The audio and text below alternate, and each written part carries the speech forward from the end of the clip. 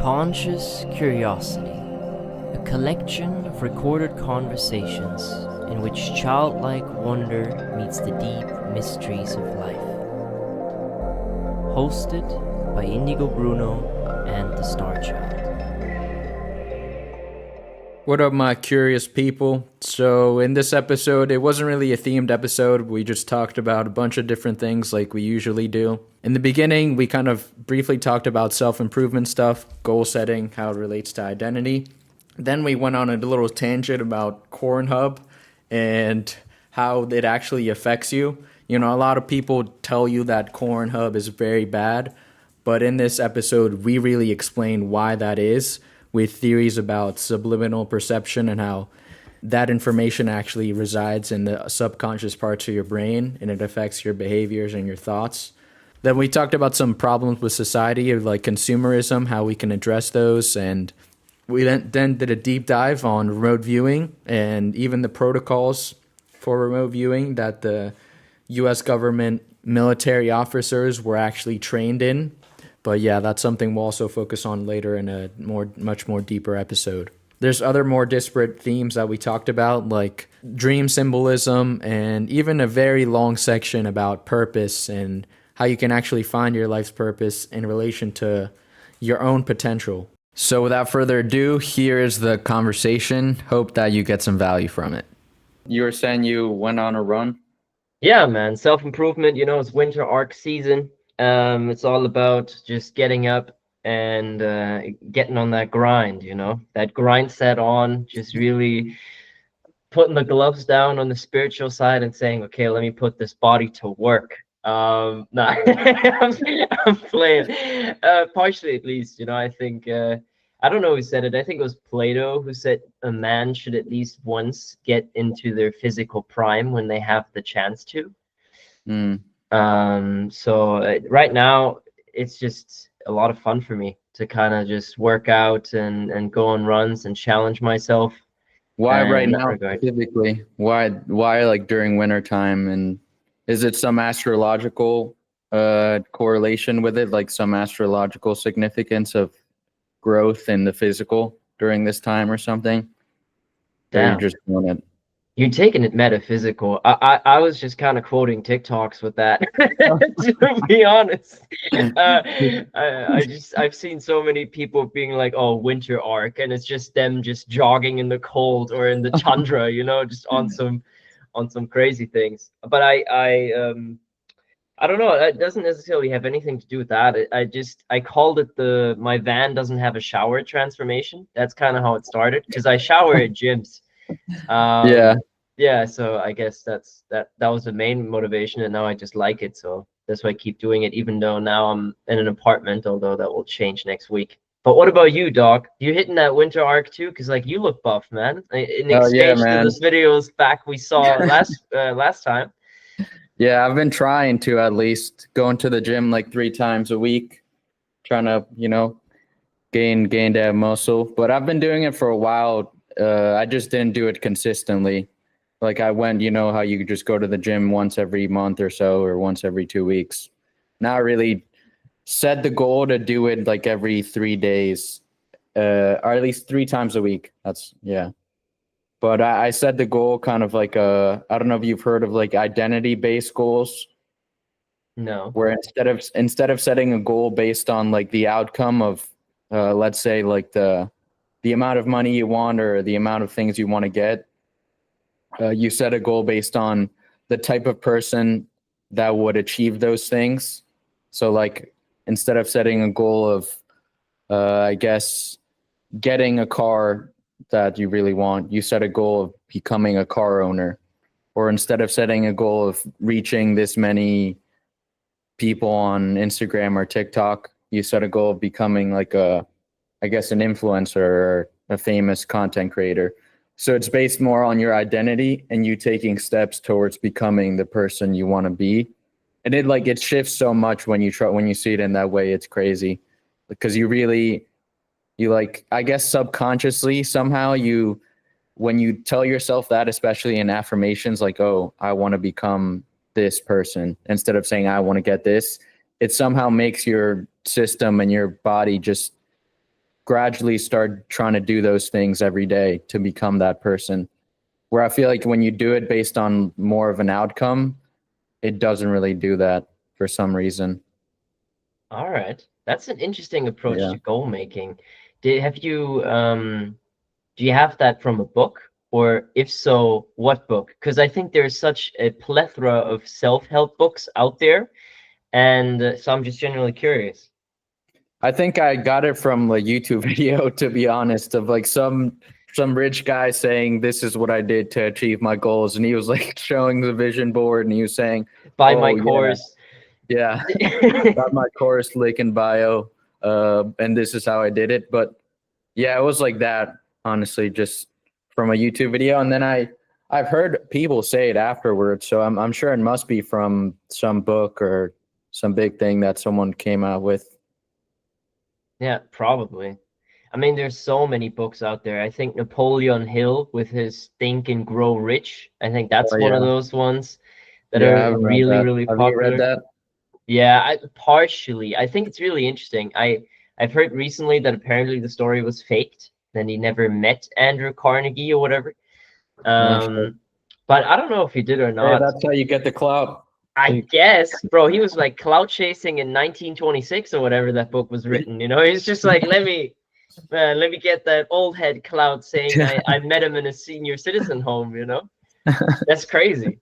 yeah, it's But insane. that's without guarantee. Maybe he also did talk to him. But the book is kind of Yeah. interesting. He also talks about sexual transmutation and how to kind of like, you know, be on that semen nofap Oh, is releasing. that where that comes from, dude? I've heard that. I've heard that so much. I don't know if you hear it in like in the new age sort of spiritual community where people always say, "Hold your semen" and fucking no nut November and all that. You gotta preserve your spiritual energy, bro. And everyone always says that. Have you? I used to honestly be on that wave when I was like really into new age spirituality when I first started, but then I was just like, "Yep, fuck it." I get that, man. Because I didn't really see any. I didn't like see any, I guess, evidence for why that would be. But it kind of makes sense. Like I guess creativity and just in general might be correlated with, I guess, the energy you use sexually, because that's what you use to create. I guess that was kind of what people said when I watched videos about it. Yeah, yeah. I mean, I was definitely on that wave as well. I tried it. I think, I don't know, I had some long streaks of not doing it.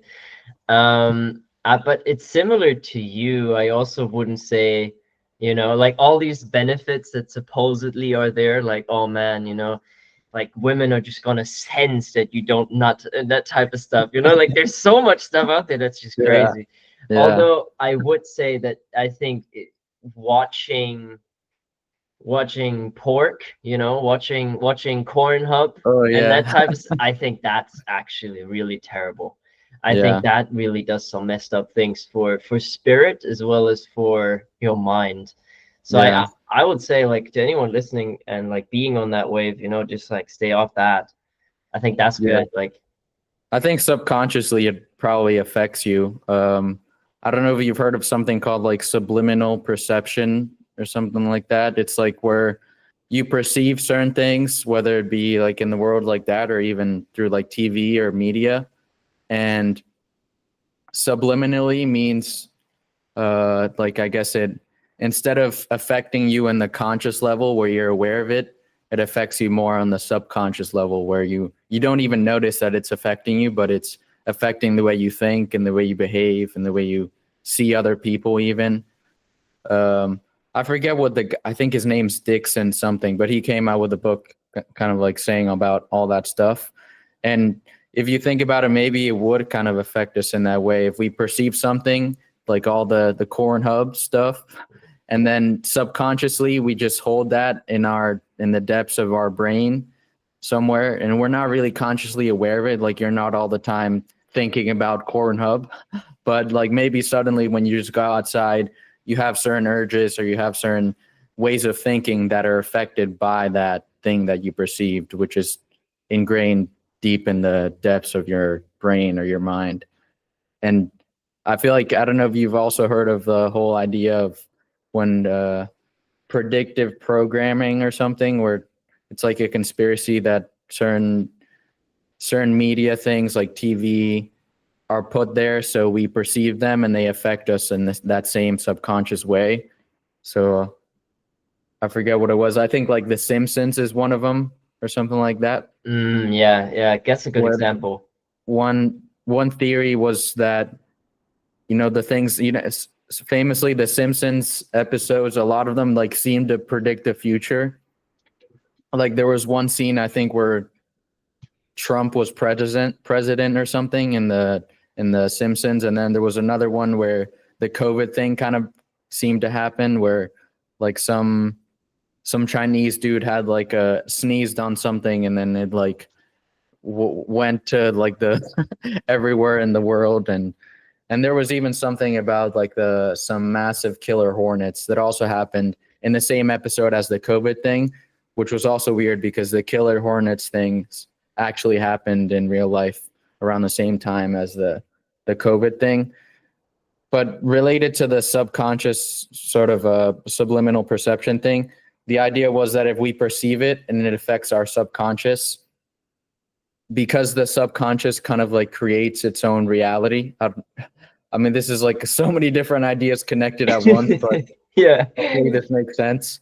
That you know how we like create reality by thinking certain things, or something like the law of attraction type of ideas. So all that connected kind of makes us create I guess reality by whatever we're subconsciously holding in our mind.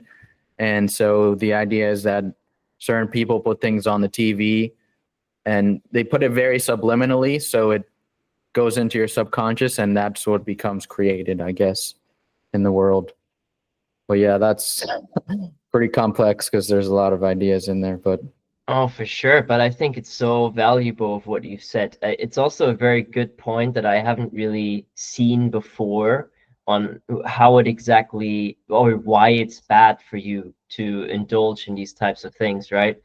And I think the craziest thing about this is that our generation, like we grew up with this. Like yeah, I remember like when I was like 12, 13, that's kind of like at the latest when I first encountered those types of content, right? And that was never seen before, that people just had access to this. And yeah, we were kids. And I think yeah, it's also weird to think about what that did to us just from a perception of what sexuality yeah, is, you know, yeah, because that's really interesting. Also subliminally, what that did subconsciously with how we view, you know, women woman, or like, yeah, yeah, or yeah, relationships as a whole. Because it's yeah, like you have millions, if not billions, of videos out there of whatever kink you may yeah, possibly have. And it can be the weirdest stuff. I mean, what even is Rule 34? You know, that like, oh, if it exists, there's some corn of it. And that's like whatever you want, you can type in and you just have it as a fucked, yeah, literally. It's crazy. yeah, What yeah, does that do to us? Like, yeah. yeah. Yeah, I mean, I feel like that made me think whether it's actually making, I guess, men more misogynistic or something, like see women in a sort of negative way as lesser than men. Because I don't know if we really have that ingrained to us into our mind since we're kids. Uh, Subconsciously, maybe that affects how we see people in that way. But yeah, I don't know. It's crazy that we even got to experience that, because I think it's really based on the internet too, that we have access to all of it just in our pocket, in our phone, and anyone can just even or in like a Nintendo or anything, if it has fucking Wi-Fi, anyone, any little kid can fucking look up anything on there. It's Yeah. yeah, That's crazy. that's It's tough. so crazy. And I think people are gonna look back at exactly this time and gonna say, hey man, what was this? Just like what an Yeah, evolutionary step that we were just completely unprepared for. Just like what types of doors that opened. I also gotta say, in this kind of I don't necessarily would say it has something to do with self-improvement, but that's kind of how I found this dude's channel. I don't know, do you ever heard of Gerber Johnson? he's probably like the weirdest self-help YouTuber out there, like super memeable, younger than us. And this dude is just kind of like, I guess what he calls black pilled about how, like, his main thing is how he thinks we live in a very dystopic time. Like everything around us is just kind of screwed and goes against kind of what's happening. And yet he kind of makes fun of it and improves his life through it. I don't know how else to explain it. However, just watching, I've honestly been binging his videos because they're just a lot of fun, and also secondly because it brings up this very serious conversation of, man, like where are we as a society? Because there are like so many things that are just kind of crazy. Happening. Yeah. For example, today I was in a drugstore, I guess like a Walgreens type, right? And in there I was like looking around. I was in there with my mom, and I was really frustrated because at the same time I was like, okay, what in here is natural? What in here existed 70 years ago? And that's crazy to think about because all of the things in that store were just not even heard of, like, so before the Industrial Revolution, and people lived fine, you Yeah. know. And now we have that, oh man, you got to get that, I don't know, protein powder that just So has yeah. vanilla milkshake flavored, and it just has a bunch of sweeteners and who knows what type of stuff in there, you know. It's crazy how far we've kind of gone away from natural foods. And Yeah. that can be applied to so many different areas of society and life. True. It's When interesting what time. even is natural though? Like that, I always think of that because like I feel like natural can just be from nature, and everything is technically from nature. And but obviously stuff gets like created by certain individuals that based on other things that existed before, like all the medicines and all that. But it's still, I guess, natural. It's just I don't know, because I feel like a lot of people we say that a lot, where like something isn't good because it's unnatural, but everything's technically from nature and it's made out of the same stuff. But I definitely see that where it's I feel like we have more stuff now that we probably don't even need at all. It's like a surplus where it's more of a luxury rather than a necessity. Where like back then we used to, just live with all the basic essentials of meat and plants and all that. And I'm sure obviously because we didn't really have medicine, we probably didn't live that much because of that, or like soap and stuff like that. But either way, I think one thing that's definitely bad with society is just that we have this surplus of things that we don't really need. And it's like overpopulating the planet with just trash and things that we just keep piling and piling up because we really live in a society of like luxury rather than just the basic needs. Yeah. And I it's mean, and we also, all suffer from that, I think. oh, It's for hard sure. not to. For sure. I mean, the very base of the system is that people consume things, right? Yeah. Which is also crazy if you think about it. That this whole system would collapse if people would stop buying things. Yeah. That sounds so absurd if you really break it down to that one sentence. And yet we keep on consuming, buying things we don't need, which keeps the system running. So it just ends up being a spiral, and more things get produced that no one needs and that people buy Keep that they're not piling up. really happy about buying, yet they Yeah. need to, otherwise the system collapses. So, so I guess the way to collapse the system, it would be to, I guess, for everyone to be self-sustaining or self. I don't know what you would call that. Like where you don't rely on consuming what someone else has made, but you create your own things.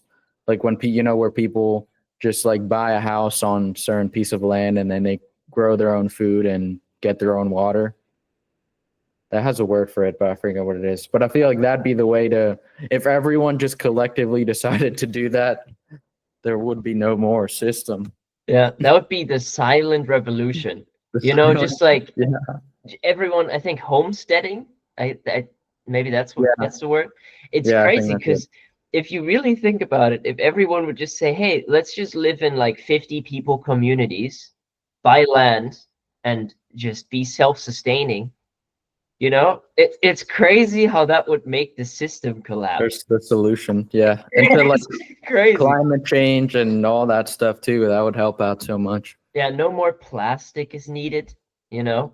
It would Yeah. it would just resolve so many issues, and I think there's so many great ways to kind of make use of that as well. If I think there's this fantasy called solar punk, which is also this idea that people are homesteading yet with the technical abilities that we have. So for example, okay, let's all use solar energy, for example, or something of that matter, because we have the technology that this can be really cool, where everyone is homesteading and just has a great setup. You know, there can still be people that take care of each other, yet we choose to kind of have 25 million different mustards, and we just kind of stand in front of them and they're like, oh man, this mustard kind of has a fake type of a flavor, and the other one kind of tastes like dates, and this one has this artificial flavoring in it, and that one has less sugar.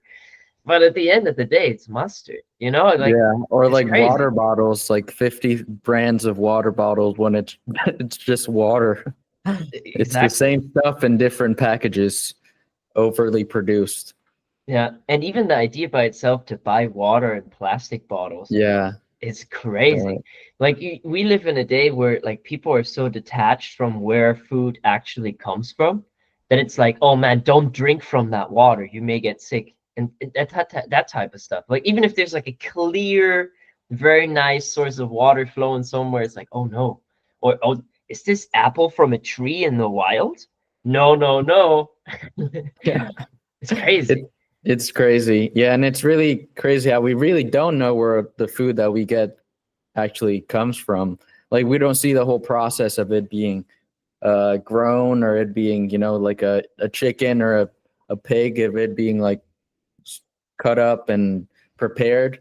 And I feel like if we all had to do that, it would be also a lot harder for us to eat the stuff we eat, like a steak or a piece of chicken, because it's a whole process that we don't see that takes a lot of, I guess, courage, but skills as well. Yeah. We need the farmers and the butchers. Oh, for sure. For sure. And it's so wild. It's so wild that all of this is kind of happening at the same time, and that mostly we as a society don't really care or take it for granted, you know? And then again, like, it's all a matter of Yeah. supply chains. Like, if the trucks don't drive, this is going to get real out of hand in any city, which is, it's mad to think about, but it's not that unreasonable to assume that that may be the case at one point. So I don't know, Yeah, man. it's definitely very like on the knife's edge, where any little thing in the system can cause it to collapse if like trucks stop working, or like the internet or whatever, or suddenly even climate change, if there's like too much heat and certain crops dry up because of it. I think that really is happening in a lot of places. Or Mm. even the bees, if the bees stop pollinating because of climate change, then the whole system starts freaking crumbling down. Yeah, because 'Cause, yeah, everything is it's connected. interdependent. Yeah, Yeah, exactly. everything is connected. There's one other crazy thing. I once volunteered at the company was called Equal Food. I met the founders in Lisbon, and their whole idea was, and it's crazy that that's even a necessity, but their business is basically to buy the food that is too bad or looks like worse, or not worse, like it doesn't meet the standards of a grocery store. So I guess there are beauty standards to how fruit is supposed to look in grocery stores. And if that standard isn't met, they're just generally thrown away. And Yeah, so I've they heard have that. created a company that buy the food that is very good to eat, just it maybe sometimes you can't even see why it's not a grocery store because it looks perfect, you know? Yeah, And you just package these things up and like sell it to people for a cheaper money than they'd get it in a grocery store, which is a great concept. Yet at the same time, it's crazy. so, Why does an apple need to meet beauty standards? yeah. Like, what? When you just need to eat it. Yeah, Yeah, exactly. Isn't it about yeah, what's inside of the apple? Yeah, it's crazy. It reminded me of a documentary I saw of like a couple that basically did what that company you're saying does, but just to survive. They like set a challenge to themselves that they would try to survive on the food that's thrown out by the grocery stores. And they were able to do it for like more than a year. And they had like a surplus of food. Like their rule was they couldn't get anything other than what was basically available at whatever's thrown out in the I guess the surplus or not perfection trash can for all the grocery stores. And they got so much food that they even started like selling it to other people because they didn't know what to do with all of it. So it's That's crazy crazy. that people can live off that, and that it even happens. Like that's so crazy because there's so many people that I guess like are starving in different parts of the world, and while in other parts of the world we're throwing out perfectly good food because of beauty standards. That Doesn't is make any such, sense. it doesn't make any sense. It doesn't make any sense. And I think the more you kind of, it's the same with how you can find God and everything. In a certain way, you can find the problems with society and everything. If you look close enough, and it's not to be like see it in a negative light, it's just that this system that we've been running with, I think just has some issues that I'm very just curious about as well of how that's going to be resolved. And I think Yeah. we're going to have so many brilliant ideas that are going more and more into the directions of, okay, how can we make this more holistic? How can we make this better? Because I think what I also really see a lot of, especially in our generation, is this idea of like, okay, well, we've seen the internet, we've seen social media, it's cool and all, but I feel like we've reached the peak of it, or the peak is surpassed, where now a lot of people say, hey, you know what? Real life is I'm gonna kind go of back. better.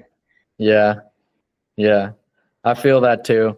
I definitely feel like it's coming to that like crescendo or whatever. And other than with AI, maybe AI is going to do something else, but who knows? The future is like so unpredictable with all the new stuff that can come out. Unless you're The Simpsons. Yeah, unless you're the Simpsons or unless you can remote view. Yeah, true.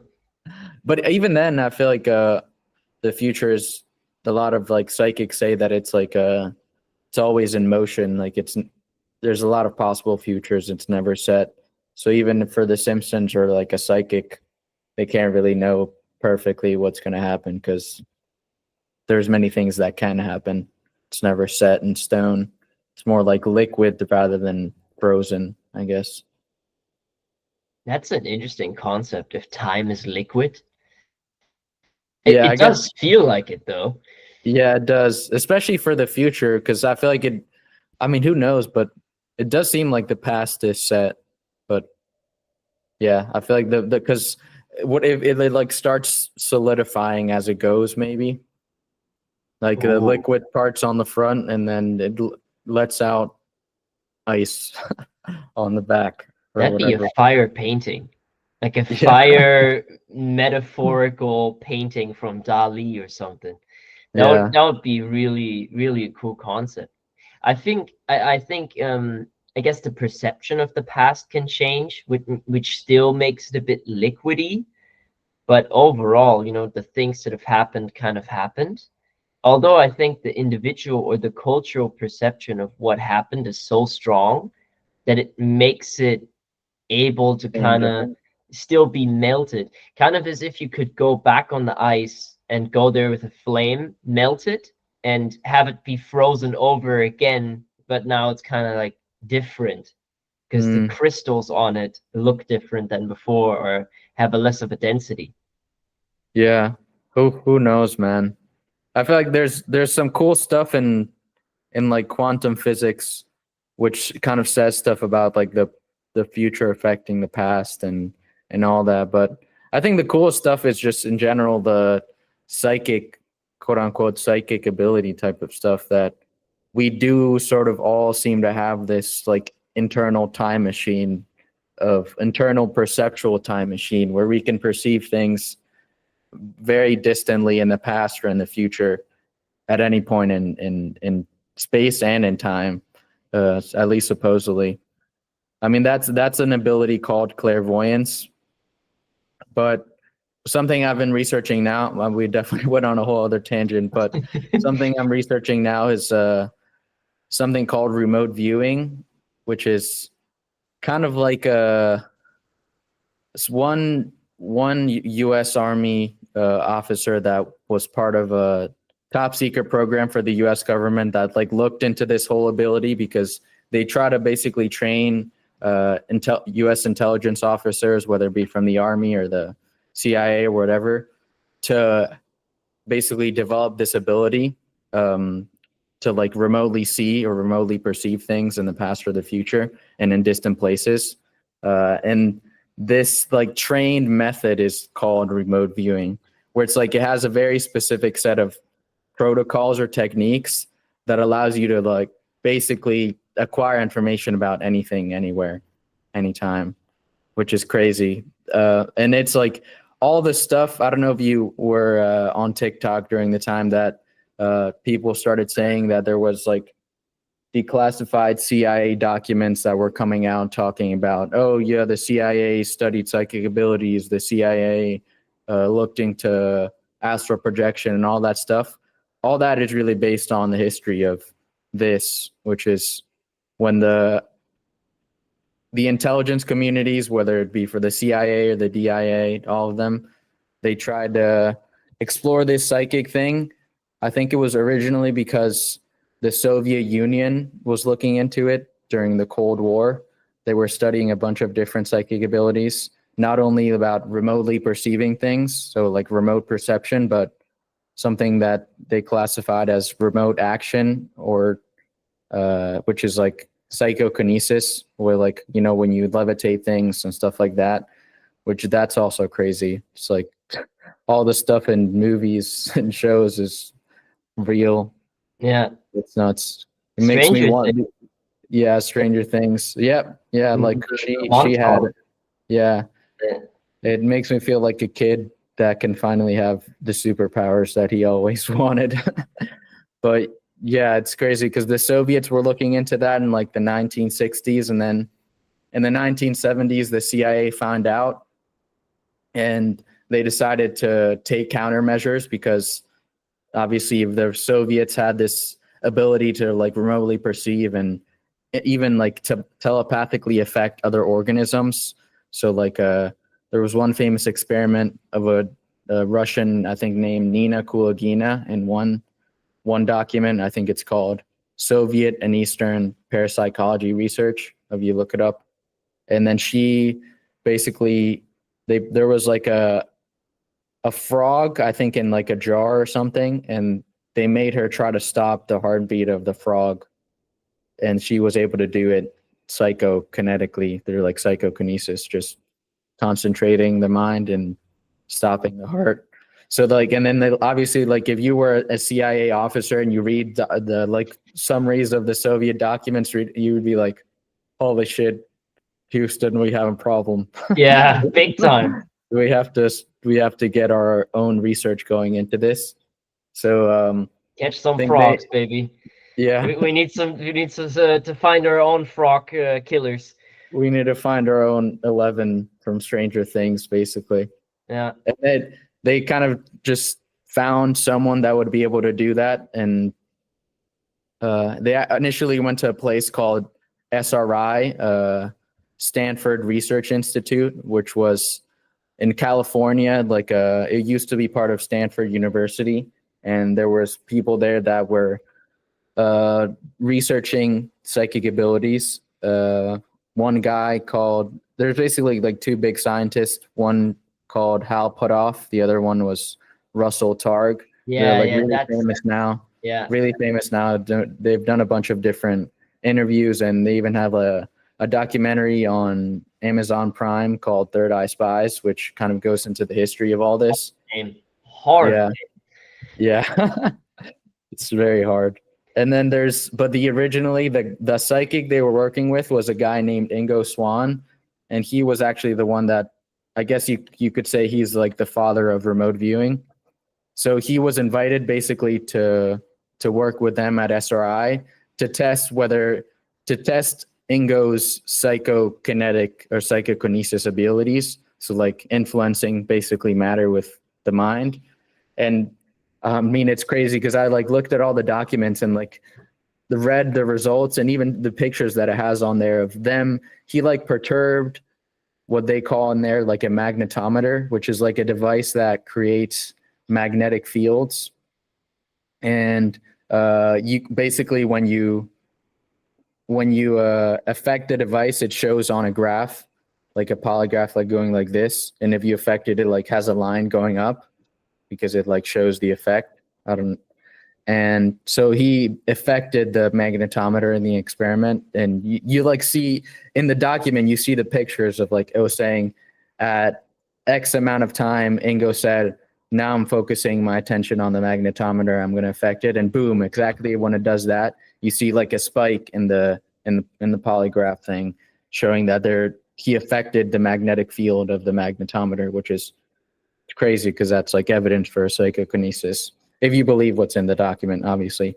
And then the crazy thing too is that, which is what initially actually made the CIA contact SRI and made them work with them to develop remote viewing, is because he did the psychokinesis of affecting the magnetometer by first remotely viewing it, like closing his eyes and perceiving it in his mind perfectly, like what it looked like, where it was, because it was located at like the bottom of the building in like the basement. So he like remotely viewed the magnetometer and even drew a picture of it and described exactly what it looked like. And then he influenced it, like made it. I think it was actually, he didn't even intentionally do it. It was when he tried to remotely see it, it instantly caused like an effect, like the psychokinesis effect. So after that happened, like the CIA came and knocked on the SRI's doorstep and were like, because supposedly they published the experiment and like sent drafts around. So I guess the CIA got a hold of one of them and they were like, they just came with the document in their hand, basically saying, we need to talk to you, because they were looking for a group of psychics and scientists that would be able to do these experiments to replicate basically what the Soviets had done to kind of catch up to them. But what the crazy thing is, what interested the CIA was not the psychokinesis, but the remote viewing. The fact that Ingo Swann had like seen the magnetometer in his mind from like far away when it was shielded by like so many different things, like a whole wall, a whole floor, like so many different other types of shieldings. And after that, I think the CIA were like, oh, we want to do an experiment to see if he can do this again. We'll try some experiments. And they tried a bunch of things like hiding things in boxes or in envelopes and seeing if he could remote view them. And one famous one that Hal Puthoff described in one of his papers was they put a caterpillar, or I think a moth, inside a box and they hid it somewhere, and they told Ingo Swann to remote view what was at a certain location, I guess in that box. And he started just obviously like describing like, oh, I see brown things, I see it moving. And he said, oh my God, it's alive in the thing. And then he had seen basically with the moth that was in the box. And then after that, and all the other experiments, the CIA basically said, yep, we want to study this, I guess, more in depth. And they started what would be a 8-month pilot program to study remote viewing with SRI. I think it was in 1972. And they gave him like $50,000 or something to study it.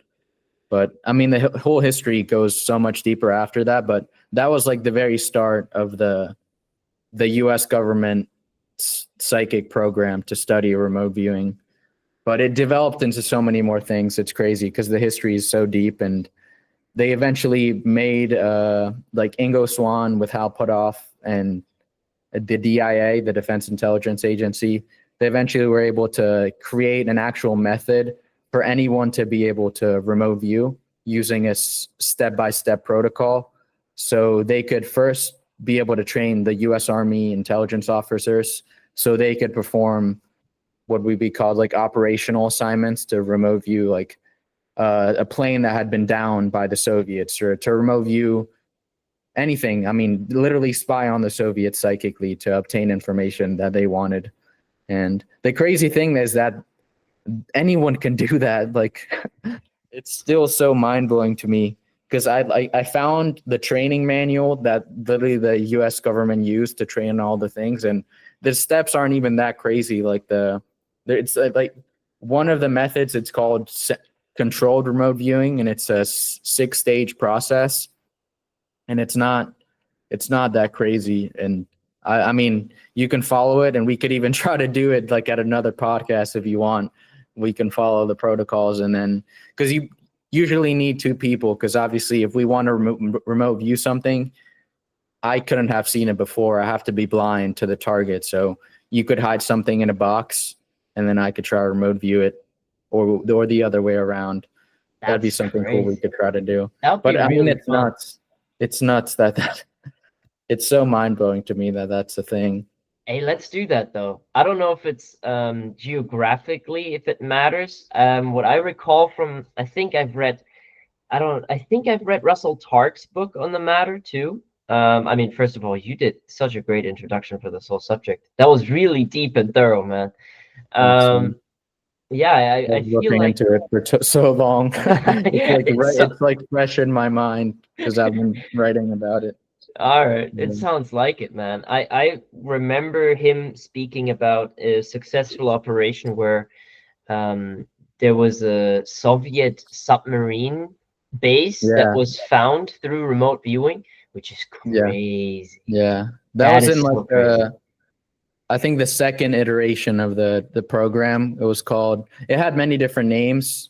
The last name was like Project Stargate. This one was called, I think, Project Grill Flame.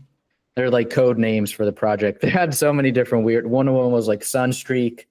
One of them was like, there's so many just weird code names, because obviously you can't name it Project Psychic Spying, because that defeats the whole purpose of it being classified. But yeah, I think that one that you mentioned, it was an operational assignment that one of the remote viewers that they trained, I think it was the first batch of remote viewers that they actually trained in the first iteration of the the second iteration of the top secret program. A remote viewer called what's his name? Joe McMoneagle, I think. Yeah, Joe McMoneagle. And he had obviously very high ranks in the like military. He received like some honor medal, but yeah, he was trained to do remote viewing. He wasn't really trained, but because the training wasn't available yet, but he basically just looked into like a Soviet thing, was called just like a base, and then he was able to see that they were building one of the largest submarines that had ever been built ever. The Soviets were building it at that time, and he described it. Obviously, they didn't really know that it was actually true what he was describing, because they couldn't go into the Soviet base and see that it was there. But like some months later or a week later, the Soviets actually, around that same area where he described the Soviet submarine was, they pulled out the submarine, and there actually was exactly what he described. The biggest submarine ever built at that time had all the stuff he described on it. And it's crazy because like you can literally go on freaking the reading room, the electronic reading room, and find the document, because I found it, of like him describing all this stuff, and the actual remote viewing session that he did.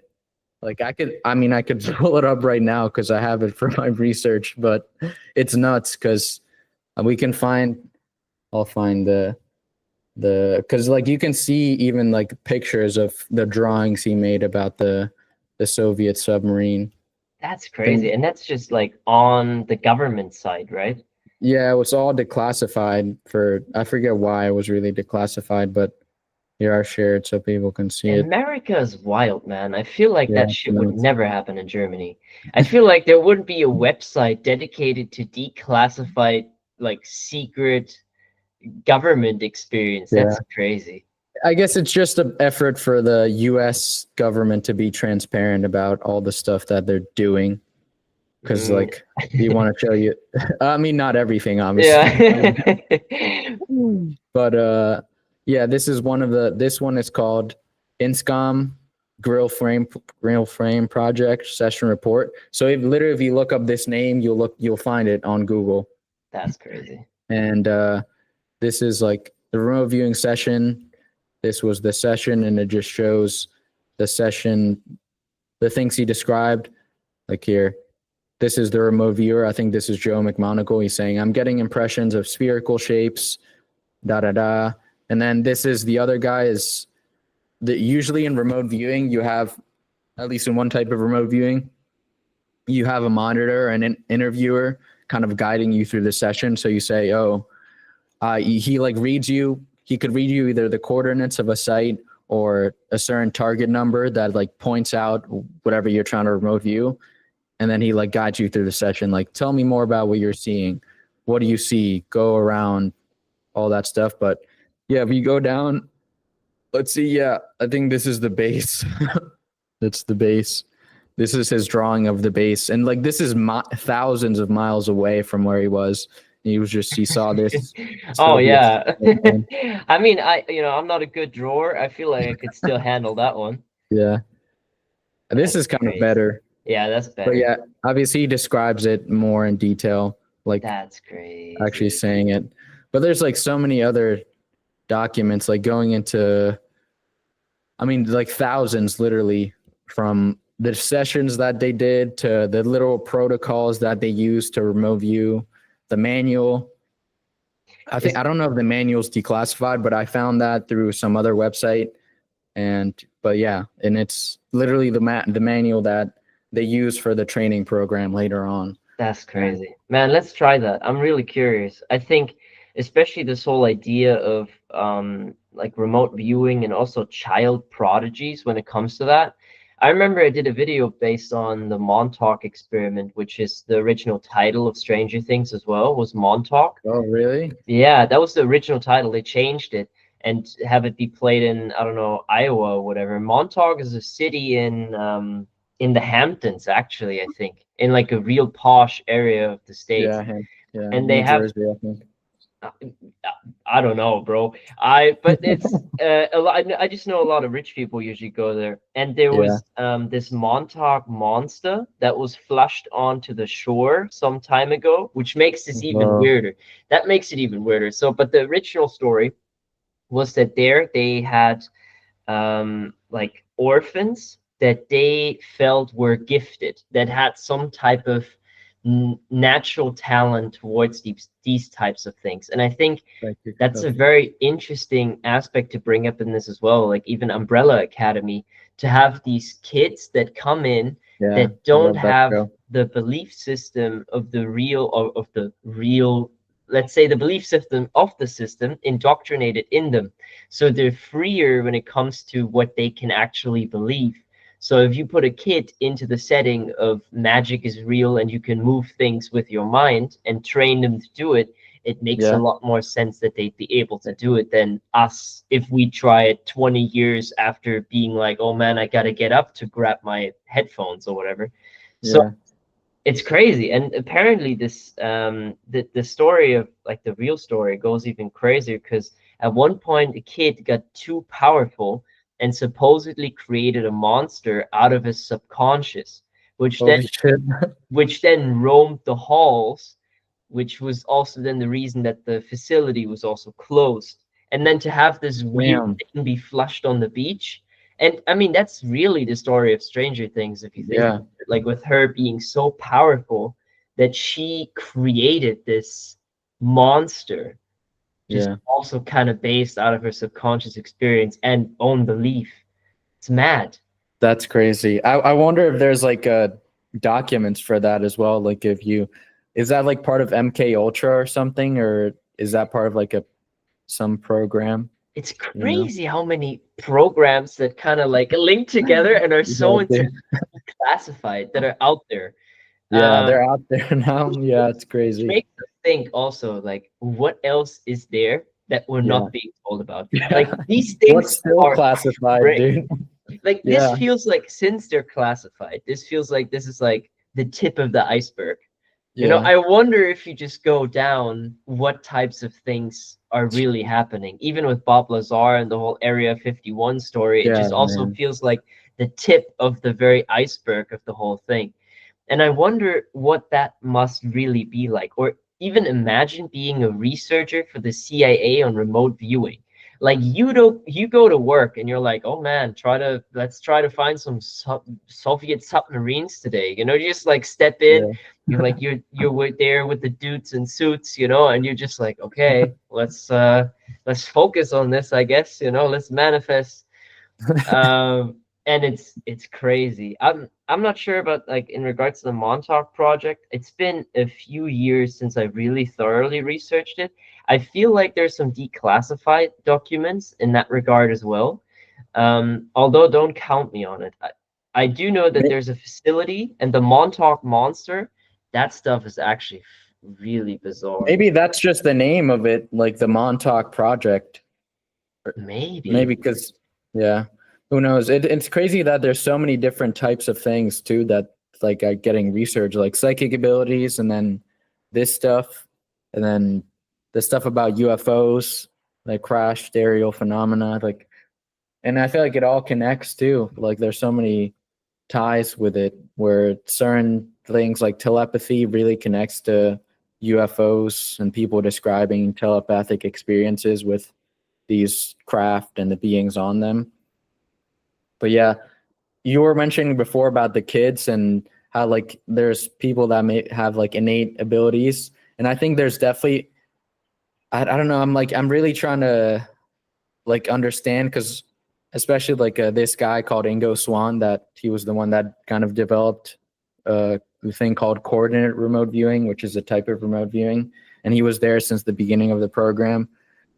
They're really about like saying that they kind of see it in a way that there's certain people that have their doors of perception more open than others, but everyone really has like the potential to become psychic to like their own innate extent, I guess. Like obviously like any one of us can right now train and learn how to, I don't know, pilot a plane or do something like that, or learn how to play basketball, but we can do it to the maximum of our own innate like ability with that sport or activity. And it's the same with psychic abilities.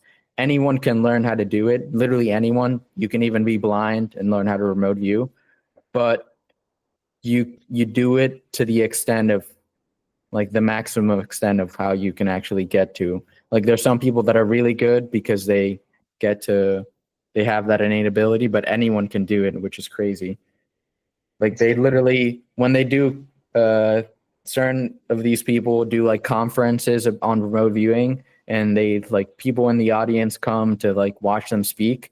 They literally do it like a in-group experiment where they say, "Oh, we have one of our people that went to hide some object. You guys try to remote view it right now. We're going to tell you this, and you try it." And they give everyone a pencil and paper, and everyone does it. Like 80% of the people are able to do it, which is like, it's crazy. That They is a show what an crazy example stat. of this, an example of this in the Third Eye Spies documentary. That literally, I think it was 70 to 80% of the people there got accurate information of the target. So it's anyone. It's crazy because like our own human nervous system has this ability, um, and I mean it's crazy because I think Ingo Swann and others have really figured out why it works, and it really is based on the same thing about that we kind of talked about in the beginning of the podcast about subliminal perception and all that stuff, because the information that you obtain goes into like, I guess, the subconscious. Like you're not aware of it, but it's in there in your brain. You're just not, it's not coming into your conscious awareness. But there are certain things that you can do to let it come into awareness, and that's really all the protocols do. They I mean it'd be take a while to describe them, but it's nuts. Let's try them out next time. Like if you're I'm down, I down. can put some in a box, and have you try and guess what I got in there, or have you try and see what's in there more or less.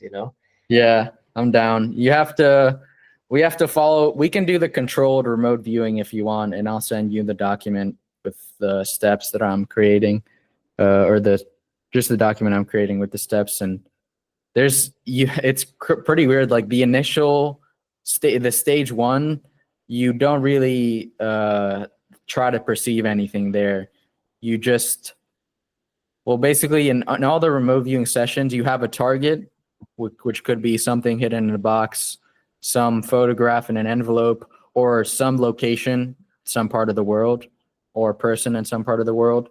But you also have something that's called like the targeting method, which is something that allows your subconscious or whatever part of your mind or body, or mind and body actually, to like hone in on that target, to like I guess to for you to actually be able to, for your awareness to be able to go to that target psychically, I guess. And one of the methods is through like coordinates. They give you the coordinates of the site or where that thing is. Another one is you literally write the name. Like, let's say on a box, you put some object inside a box, and then on top of the box you write target number 1, and then, or you write a number like 00756, and then you tell me when the remote viewing session starts that the target name or the target number. So you could tell me 00756 or the target number 1, and somehow in my subconscious that allows me to get connected to that target for some odd reason. And the first thing that they do is this thing called an ideogram, where they make you draw like a very fast squiggle of the first thing. Like as soon as they tell you the target name or number, you're on the paper and you like draw some like very fast thing like that. It's like a doodle almost. It's like it's supposed to be a subconscious behavior of like your own nervous system subconsciously trying to show you what the target looks like. Because in that first initial stage, you're not aware of the target at all, but that information is still in your brain somewhere in the subconscious part, and your body knows that. So when you draw it, it like draws like a sort of, they call it a gestalt, which is like a general sort of drawing of what the target represents or what the target is. So there's doodles for like structures, there's doodles for like subjects or individuals, there's doodles for water, and your body just automatically does that as soon as they tell you the target number, because of this subliminal subconscious thing that happens with our body.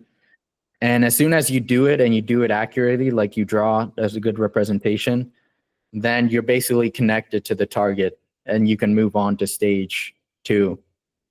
But obviously that initial stage gives you some information about what the target is. It's like the overall essence of the target.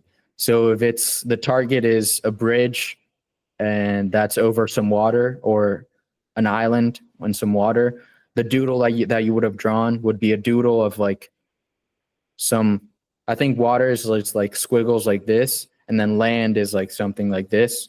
You would have drawn that like automatically, almost like a little reaction almost of your hand. And then when you're connected to that, the second stage is what's called like I guess the sensory stage, where you try to kind of receive impressions about what it would feel like, or what it would feel like if you were at the target, what you would think, what you would see, what you would hear, what you would smell. And you just wait and see what impressions come to you. So you might hear water flowing, and then you might see the actual bit of water, or you might feel like sand or something if it's an island. And then you just draw all this, you write down all the impressions that comes to you. That's one of the rules. And you also say it out loud. But yeah, and then that's the sensory stage. So you're like basically remotely perceiving what the target after you draw a subconscious doodle of it. And then stage 3 is drawing.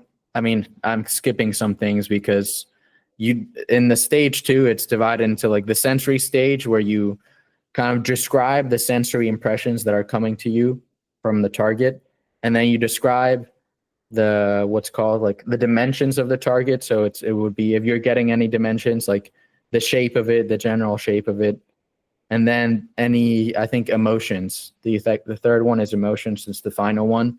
If there's anyone or anything there that has a sort of emotion, and no, that's not it.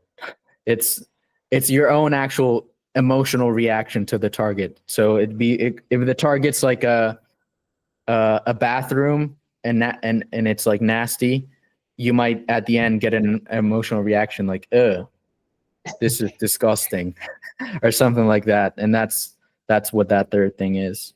Or if it's a beach and an island, you might get a reaction that says, oh, this is nice, feel peaceful right now, something like that. I feel And like a then beer. Yeah. I need to get a beer right now. Yeah. I'm gonna bring the teacups over. Yeah. Yeah.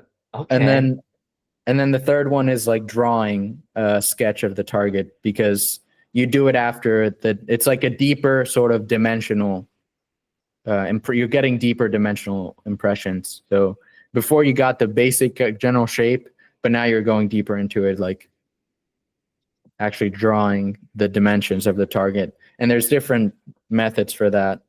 There's one that's like you do it like with dots, where you like do one dot and you like intuitively feel where the next dot should go, and you do the next one, and then you do the next one, and then the next one, and by the end, you have like a general sketch of the target.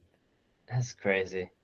Yeah, Let's try that that's out, man. Let's try that out. I'm super curious to see what kind of comes up with this, and then we same. can kind of like make a whole episode on remote viewing and kind of make that a thing. I was wondering because you said that even a blind person can remote view, and that's like a Yeah. general thing.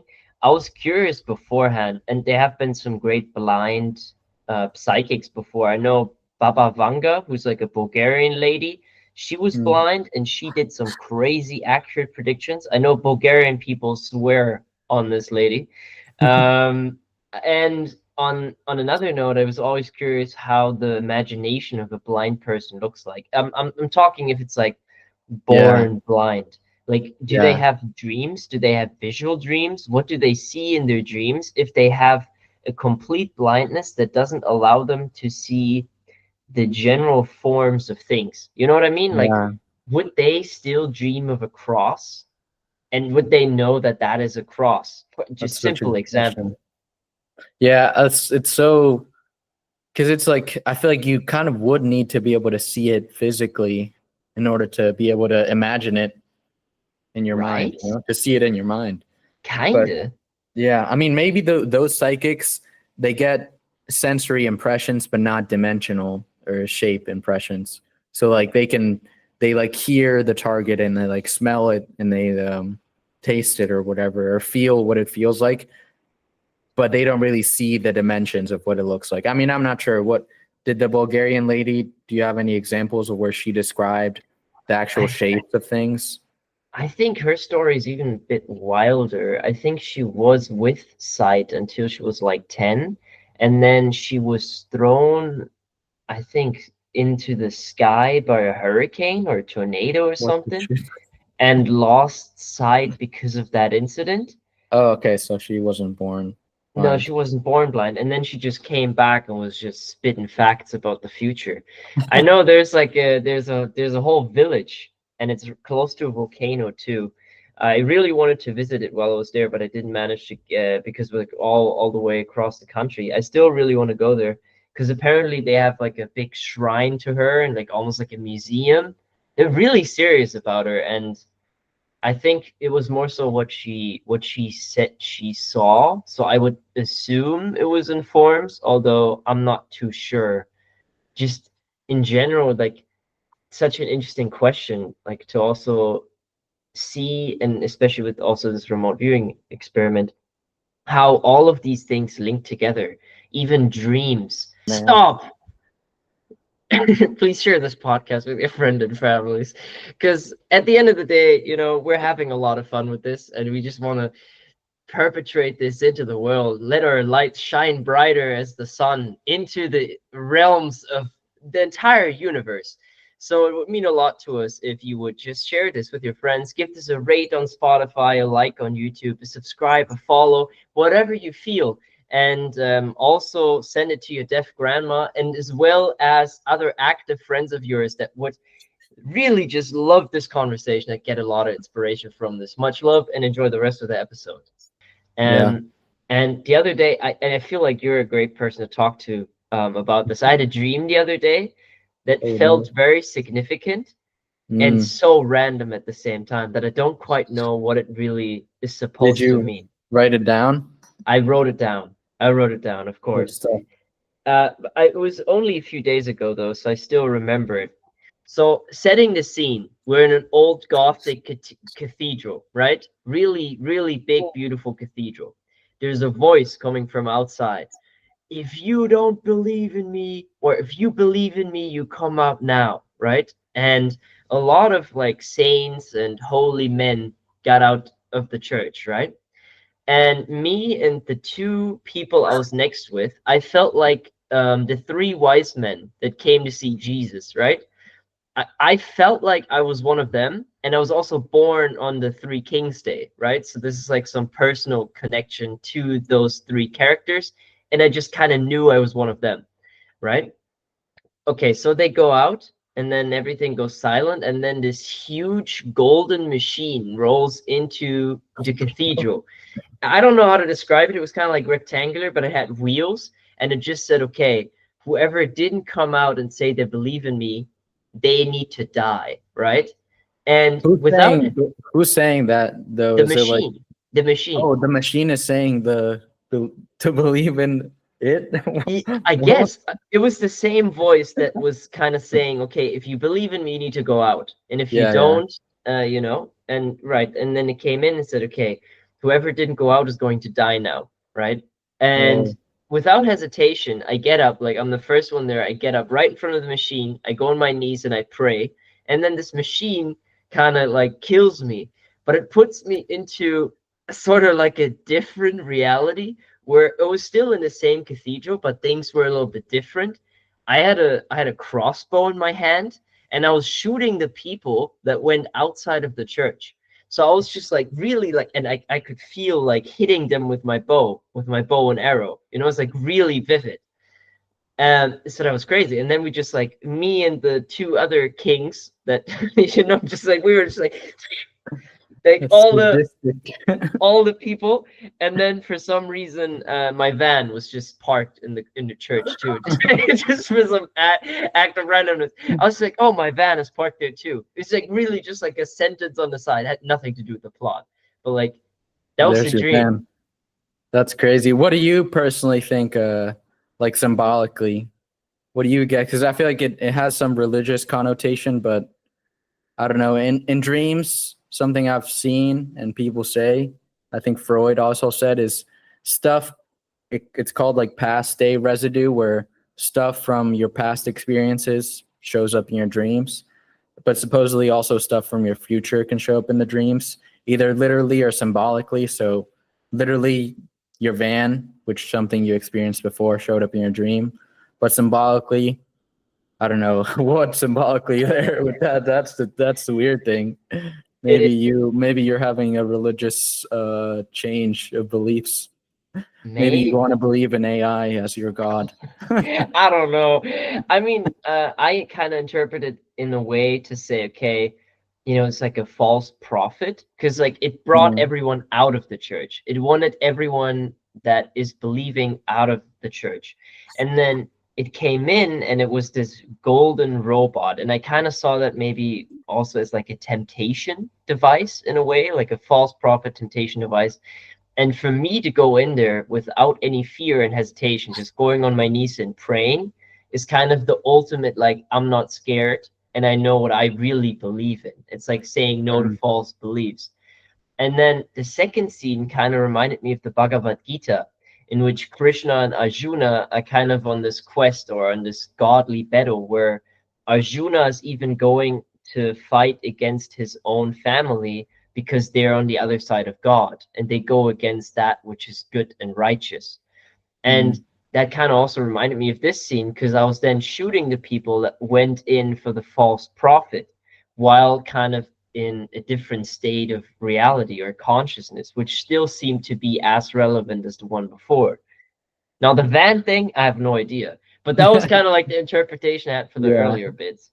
No, that does seem, yeah, I feel like the best person to be able to interpret them is really oneself, because you know your own experiences more than anyone else and what you would associate symbolically to each of those things, because it's coming from your subconscious and the things that you personally probably associate with all those symbols, like the machine and the church, and even the Bhagavad Gita said that remind you of that. Maybe it could be influenced by that thing you read and that brought it out.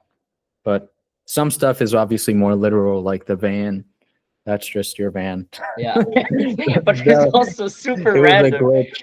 Yeah, it was a glitch. It wasn't meant to be in the dream. Yeah, because like because I have this old postal van for context, and there were even like other postal vans that were then after that they were brought in, and they were just like being like painted, which is like I don't know what that had to do with any of the scene, but it was like I love how in dreams everything is so normal. You Yeah, don't question it so while you're in the bizarre. dream. It's like, This is of reality. Yeah, course, this is happening. yeah, No questions asked of if this is reasonable or if this is logical. And perhaps that is also why kids or some people have a bigger affinity towards being able to, or I guess have more potential to reach higher limits in remote viewing or psychic abilities as a whole, because of an ineptability to accept things that aren't ordinary, or some of a tense, like a feeling for the irrational side of things. yeah. I feel that totally. I think because it really is based on what you. I think you impose your own limits based on what you think is possible or not. And then I think famously, people that think that they're gonna do bad or they're worried usually do worse than people that don't for Yeah, some reason. which Even is though we all crazy. have the same potential, but obviously I guess to different extents. And then yeah, maybe that's why kids who think they can become Superman and fly are able to do that so easily, because they have that sort of belief system, like you were saying. They didn't even, some people that didn't even grow up in societies where that said all that stuff was impossible. Maybe they're even more able to do all that stuff. Mm. I wonder, it would be so interesting, although it's kind of fun to be on this process in life to kind of see what areas of life we have the highest of potential in. But it's really interesting to imagine where our potential skill tree is in whatever area we kind of conquer. Yeah, Let's say, oh, my peak potential in basketball would be that, or my peak potential in remote viewing would be here, yeah, and then to see, okay, what do I really want to dedicate my time to?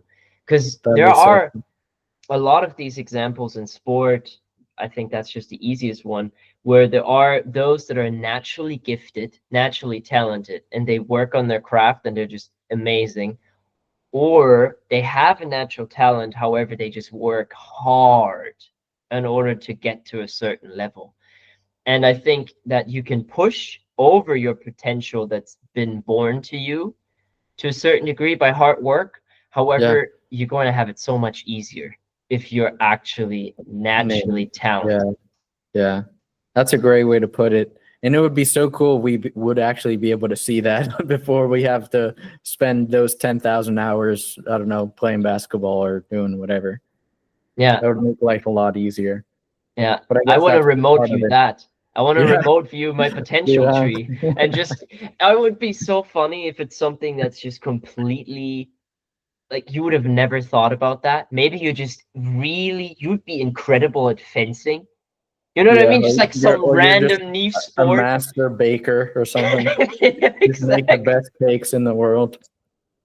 Yeah. Like, who knows? Yeah. And there's so many things too, dude. Like, so many different things that we don't even know or a thing, like activities that people do for like to make money and as a profession. And yeah, who knows? Maybe we're just naturally good at those and we just haven't discovered it. Yeah, you'd be an amazing dentist, Bruno. You know, just who knows? Like, who knows? Dude, my mom's side of the family are all dentists, so maybe. Oh, okay, Holy shit. I gotta okay. become a dentist. I'm not I gotta go, guys. I gotta go. I'm gonna sign myself up I, to I gotta dental go med school practice. right now. Yeah. Yeah, who knows? And I mean all that stuff is also so interesting too, like because I feel like the we are naturally good at something because of the certain qualities we have. Like, I don't know, someone that's very good at basketball, it's probably because they're very tall and they have this other thing and they can jump very high and very good hand-eye coordination. Or someone that's very good at, all these other stuff. There's like certain things to us that we are because of our parents and our genetic, I guess, blueprint, like that half from our parents and the half from your mom, half from your dad. That makes us who we are. That also defines what we're going to be really good at and what we can do. I think based on, like, I don't know. I think for me, like personally, my dad is very organized, and I mean, me, I'm like the SpongeBob thing where I just OCD almost, and that comes from my dad, and partly that's, I think, why I can like make all these very cool documents and do all this stuff that's very detailed and perfectionist. And some other thing that I think maybe doesn't come from, I don't know who it comes from, but like the astrological thing that I kind of mentioned to you before, where I think I have something called the net or whatever, where I try to like basically grasp everything before I put it down. So it's like a net that tries to catch fish. It tries to catch all the fish. And if it doesn't do that, it's not satisfied. So if I want to try to understand remote viewing, literally have to go through everything that there is on remote viewing. And if I don't do that, I'm not satisfied. So maybe a reason that's combining those two things, those two qualities that I have, makes me a very good writer, a very good researcher. And that's something I'm meant to do because I have these two qualities that come from my parents or my astrological things or whatever, or genetically. And maybe those two things are connected. I think they are. So I think the key is also, like, you often, I think, have that saying where we have to know ourselves to be able to really, do what we're meant to do or do what we want to do and be good at it. Because when you know those traits, you can kind of decide, oh, what would I be good at based on these things that I am. Yeah, for sure. I think a lot of that, I would also like to throw destiny into the pot, or I guess Yeah, yeah, determinism, because I think a lot of life is also telling us what we're really good at, or it puts us in these yeah, situations where we yeah, realize what we have a natural tendency to enjoy and be good at. So I think it's not as much a needle in a haystack type of a quest. It's more so a letting yourself find yourself type of a quest, where you just kind of see, okay, what situations has life brought me in? Am I good at it? Do I enjoy it? Or is there perhaps something else that I could be better at? Um, and I think it's a very difficult task, and a lot of people aren't given the environment, which is also, I think, a big part of genetics or this whole idea of potential. I mean, if Messi would have never grown up next to soccer fields, he wouldn't have become Messi, regardless of yeah, his genetics. And I yeah. It's think crazy. that if you're presented with these opportunities in your life to go pursue something, then that also really helps to kind of pinpoint what it is that brings you close to that fulfillment at that time period. Because I think I really see this already, and even though I'm still pretty young, that I've done things years ago that I felt like I don't think I'll need this for anything. And then it just comes back years later, and for some reason, that knowledge is applicable to what I'm doing. And I Mm, think it sometimes just goes to show that I feel like often that life is preparing us for something, or at yeah, least least from my own personal perspective, it feels like all of these experiences that I've gathered are accumulating to a greater part. And I wonder where that road is kind of leading us to. And this is from us like a perspective where we're both still young, obviously, where right now you're catching the net and just doing so much great research and so many great subjects. And who knows what that prepares you for? Not just in Yeah. regard of the physical of actually doing the work, but also the mental and the spiritual, or who knows what just the process of you doing these things, what processes that unlocks later in life. And that's such an interesting idea to think about, where it's not outcome based, where it's like, oh, I've written 10 books. It's like how you said before, it's of I am becoming an author rather than I've written 10 Writing books. books. Yeah.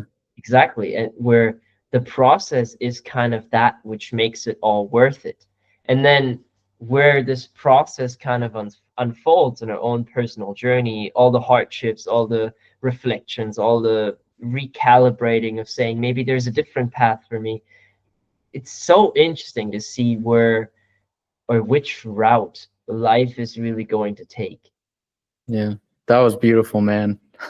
Just want to say that. It resonated so much because I definitely feel like there is, I don't know, life does kind of like take you to some certain path, and it puts certain signs on the way, like little breadcrumbs where, the beginner's luck thing, where if you're very good at it from the beginning, that maybe is a sign that you're meant to do that for your career, for your life. But it really is like, I definitely feel that way too. Like learning, I don't know, philosophy in school, and then learning this other thing, entrepreneurship, and then before that doing this, made me be able to do the stuff I'm doing right now. And back then I didn't know, but it's as if you do see it from that bird's eye view, where it's almost like a magnet, like taking you to like a certain thing in the end. But you don't know that each of the things that you're going to do to get there are contributing to that end goal, I guess. And it's so bizarre because we don't see the big picture when we're in the moment, but all this little stuff we're doing really does contribute to it. It does, it does. And so do all of the kind of distractions we fall into that are so easy to come by in this day and age. And I think as much as it's also just, we're victims of the times in that sense, to take also responsibility for that, and I think a lot of also what I see when I watch all of these dystopia videos or whatever, right? It's about that idea of just becoming the best version of yourself, regardless of the outer circumstances, because that we can't control. We can't control what cards were dealt in so many different regards. Yet we can kind of really say and follow life to the potential that we really have. I Yeah, always work with what we got.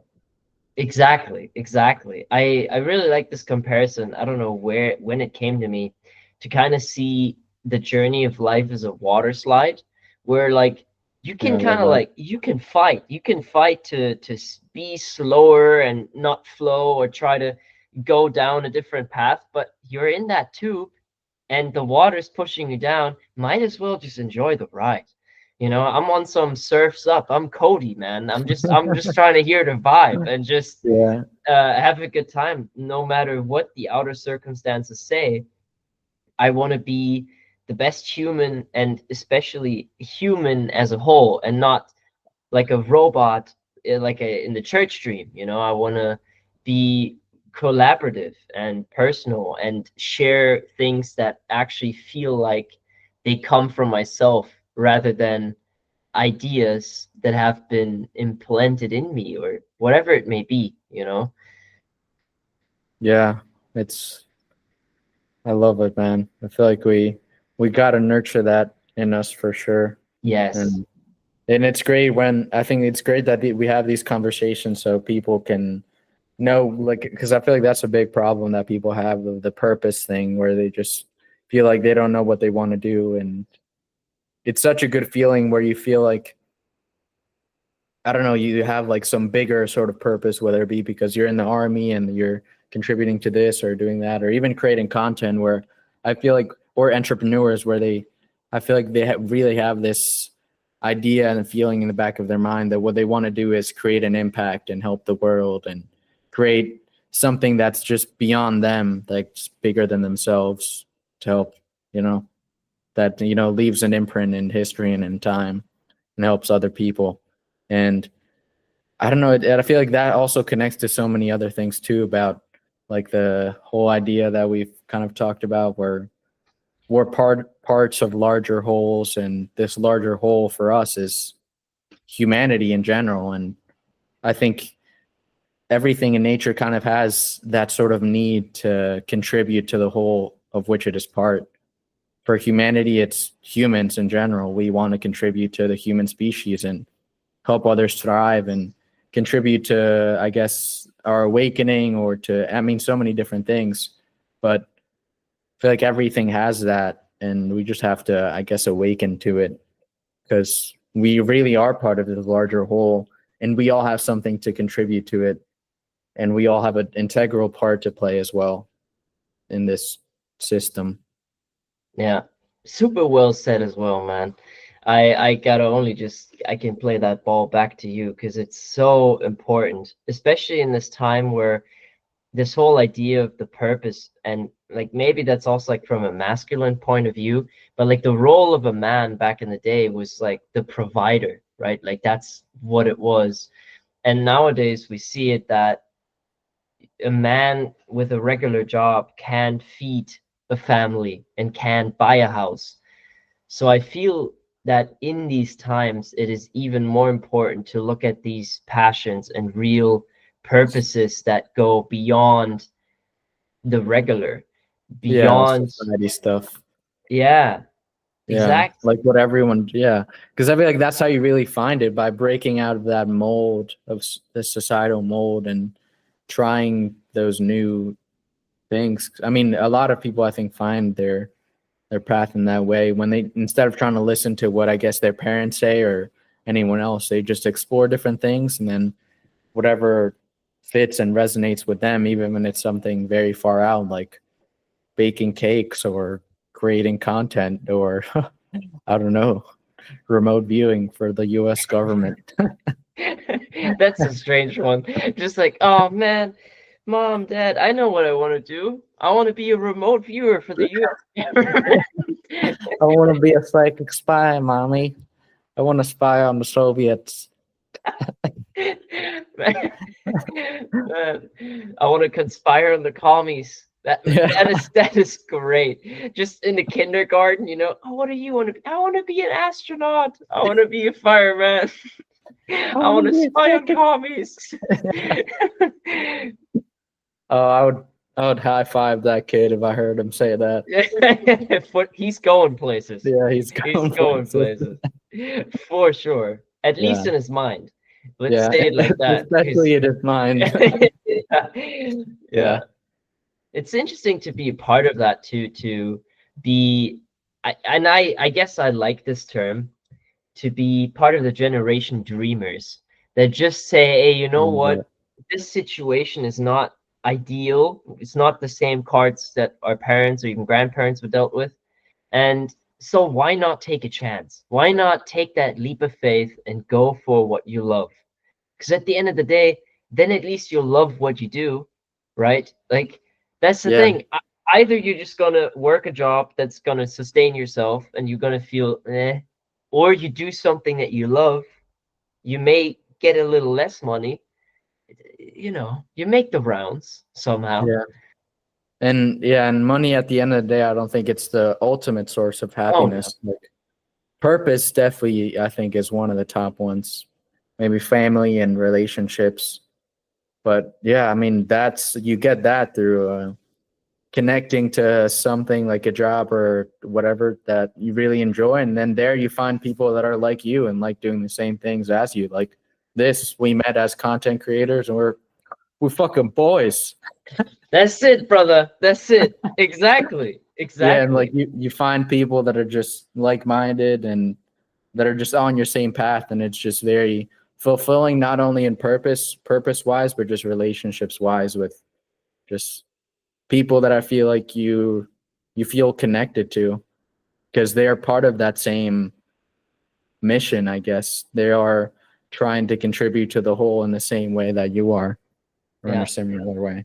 Yeah, and that can really be in any type of area and field. And the internet is making that so much easier to be able to connect with so many different people. And of course, content creators is a bit easier because it's Yeah. kind of the same space and it's already happening on the internet.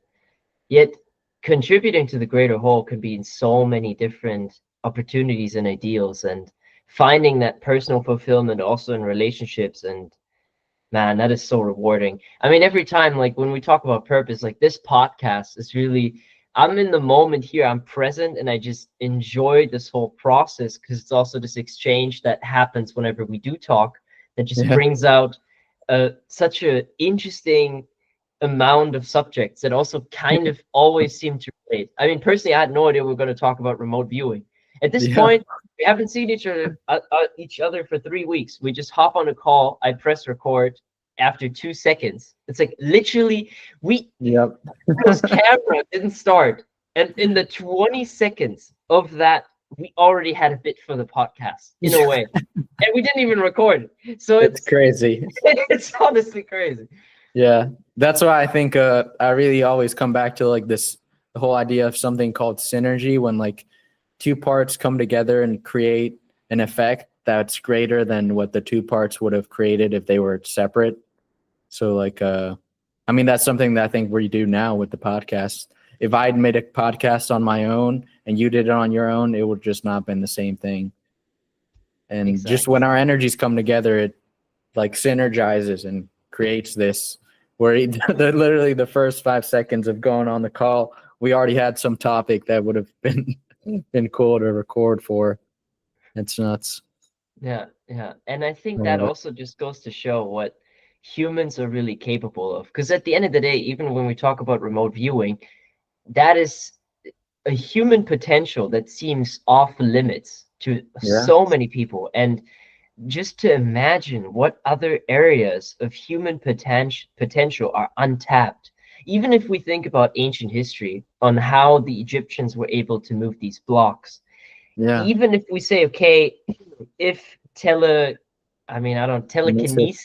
Yeah, psychokinesis or telekinesis. Yeah, even if we talk about these subjects in a very simple manner, what if there is a society that completely knows and believes, never questions that it is real, Possible.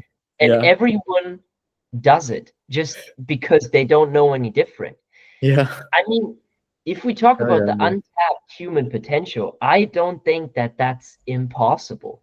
I think it honestly seems somewhat reasonable, especially if we look at some of these monuments that are all over the world. It just doesn't make sense to break it down to saying, okay, they did it with copper chisels and a lot of sweat. Maybe, however, I feel that the human being is so powerful, so powerful. Even, and I think we've talked about this on the podcast before, if there are people that have a multi-personality disorder and have a deadly disease in one personality and are healthy 2 seconds after they switched personalities, and that is measurable with science. What isn't possible at this point? You have completely broken anything that is our current understanding of anything. Yeah. And it made me think about, just like when you said that like it made me really imagine, like, let's say if we send people to Mars or something, or some other planet, or even in some isolated community here on Earth, and it's like a community where everyone there is psychic, and then let's say or has been trained to be psychic, and then they have a child, and then that child grows up seeing how everyone is psychic, and it's like a normal thing, and you grow up like saying, oh, well, this is there's something I'm gonna do, just like walking. Like, oh, you see everyone as a baby walking, and you learn how to walk. It's like, it just made me think, what if like a baby grows in that community, how different it would be, that you would just naturally develop it because it's a common thing that everyone does, and you already have the potential, so it just kind of comes out of you because you think it's normal, and you have to do it because that's what everyone else does. So Yeah. it just comes out of you. I don't know. What do you mean? You're 13 and you can't move a 1-ton heavy block with your mind yet, Jimmy? Come on. This is Get out of easier here. for You're banished. yeah, honestly. But the crazy thing about this is also how difficult that would be to learn or pick up for us. Because even if Yeah. we would say, okay, I'm gonna put my kid in a cage and I'm gonna be the only person that talks to this kid, and I'm just gonna tell him that you can move 1-ton blocks with your mind. Would I, with the current indoctrination of my belief system through culture, through the way of being, would I even be able to convince that child that the child can actually do that? Because I can't really say it with 100% conviction Yeah. because I can't do it. And even if I try really hard, I feel like there's something that that baby would pick up subliminally that would install that doubt that would Yeah. already be detrimental. So you Yeah. I really think it need has the to whole be different. civilization. Yeah, it has to be a whole different society in the future that would do it. Like, I guess we have to start now where we train our children, and it just has to become a norm. That's the thing with ESP and all the psychic stuff. It has to become less taboo and be accepted as an actual real thing first. First, it's something that's real because people still deny it, even though there's a lot of evidence for it. And I think even in science, when there's evidence, people doubt it because of the taboo around it. Like, oh, this can't be real. It goes against the laws of physics. So therefore, all these experiments are bullshit. Like, we have to get over that hump. So it becomes something that's not only real, but after that, that we see that everyone can do it and it's a potential in all humans. Like, literally anyone can learn how to remote view with the protocols. And even psychokinesis, I think in one of the Soviet documents they said the Soviets came to the conclusion that everyone has that also to some degree because of because the psychokinesis thing is something that happens because of the fields of the human body. So like the electromagnetic field of the human body or the magnetic field of the human body. That's why you can influence things at a distance. So we already have, it's not like a special thing that we add on. We already have like the mechanism. We are that mechanism, like our magnetic field, our brain with the subconscious stuff. We already have all the tools inside of us. We just have to learn how to use them. And I mean, first accept that it's possible to use them and then learn that we can and learn how to do it. Yeah.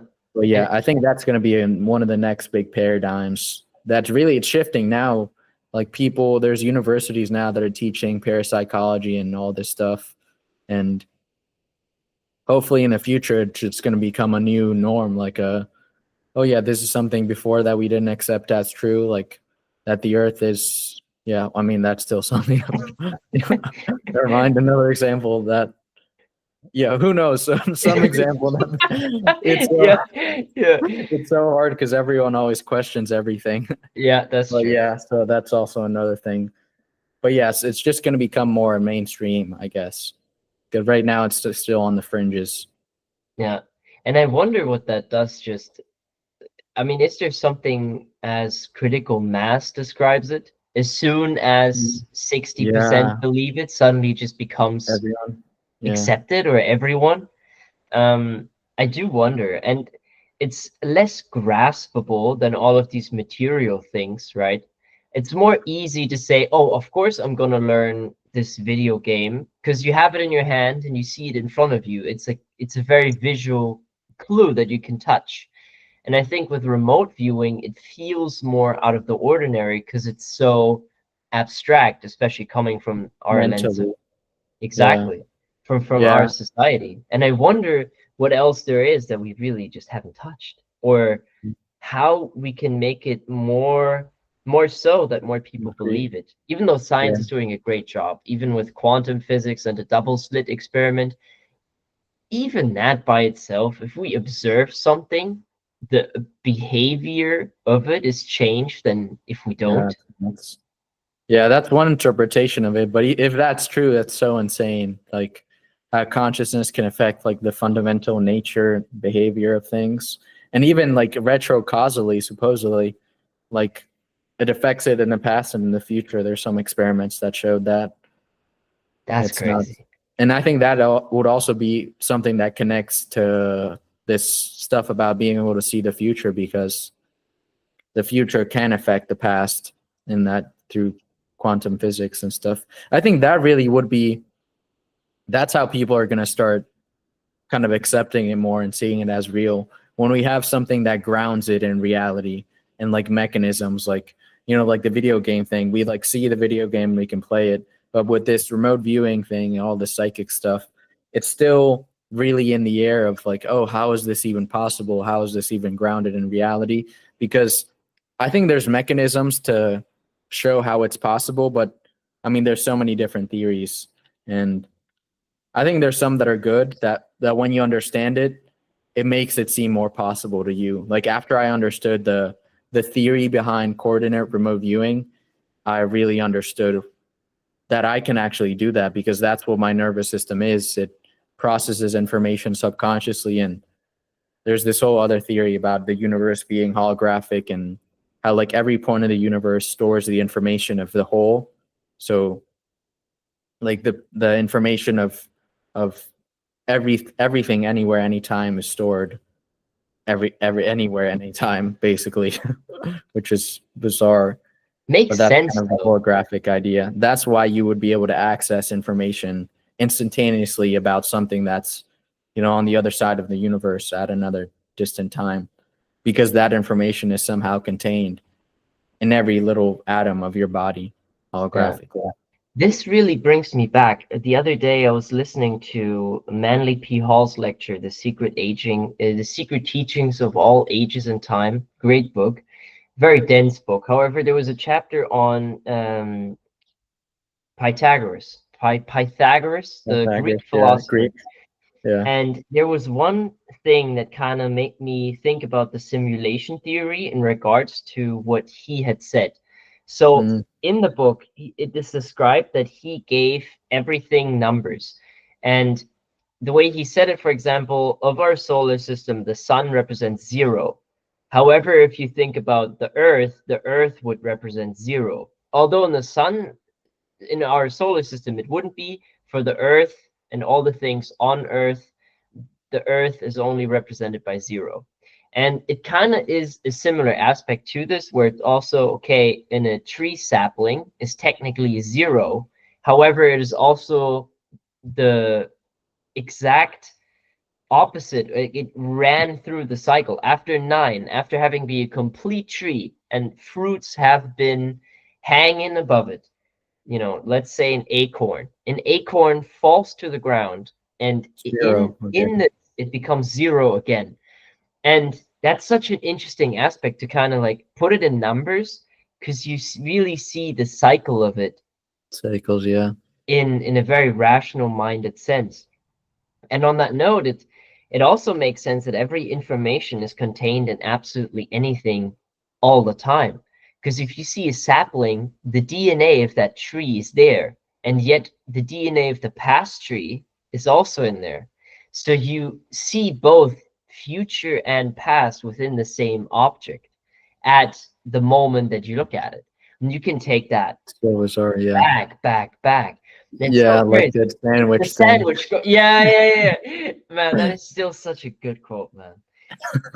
But you said if you really would want to make a completely new sandwich, you If need. you want to make a sandwich from scratch, you have to recreate the universe. Yes. I Yes. think it's like a different way of saying one quote that Carl Sagan said about, if you really want to make an apple pie from scratch, you have to create a whole other universe.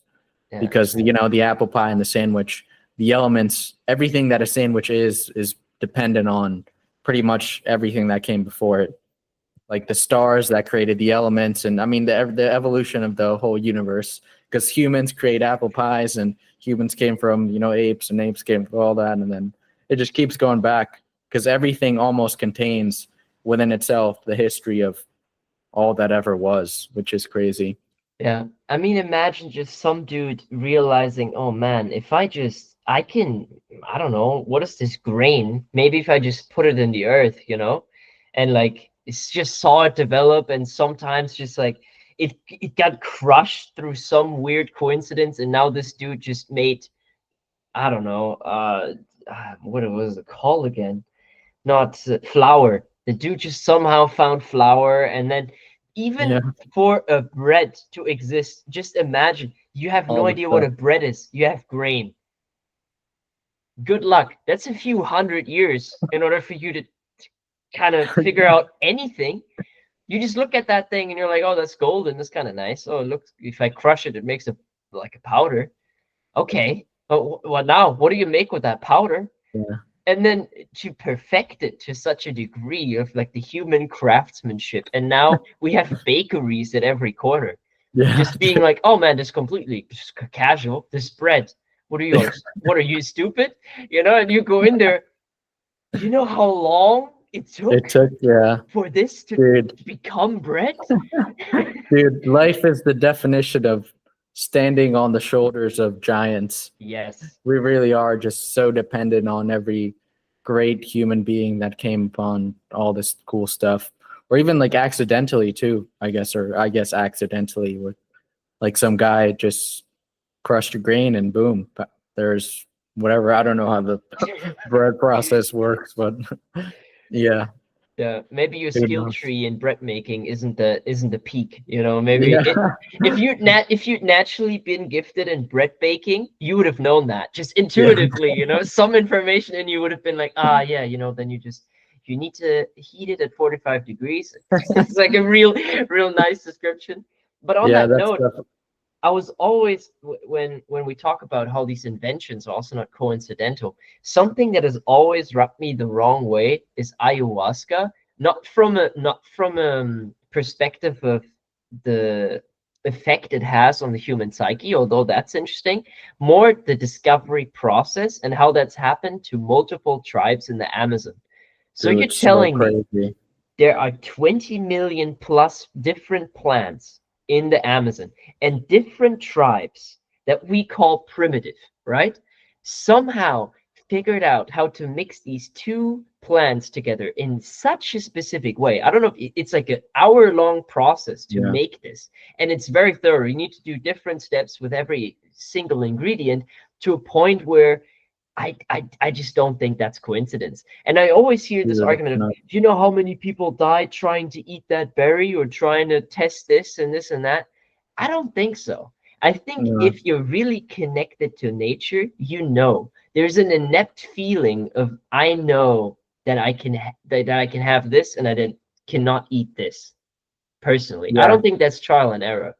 I think. I mean, I think the Amazonian tribes, people, they even say like the plants spoke to them before, like in dreams and in visions that they had before about, with the shamans, they got visions about which plants to actually choose to mix this. It didn't just come to them like, oh, let's try this one, let's try this one. 3 million years later, and then they just get the fucking ayahuasca thing. At least what supposedly like oral traditions, I think, say is that they do get some sort of quote unquote download of the recipe from whether in dreams or in visions or whatever. And it makes sense. Like, I mean, where is that actually stuff coming from? Is that actually from what they see it as, like the spirit of ayahuasca, the spirit of the plant, or is that something else? Who knows? But yeah, I definitely think I'm totally with you that I don't think it's accidental. Like it's trial and error would have taken way too long with 20 million plants and then the recipe to figure it out, unless they just got the beginner's luck. But then Yeah, that meant, but then that's the beginner's luck is also something we've talked about that's connected to the more synchronistic type of thing where it's the universe showing you this is the right path. So yeah. even that, maybe what we even call accidental stuff is something that is meant to be because of, I don't know, whatever reason. Yeah, it begs the question if there even is any accident in the first place.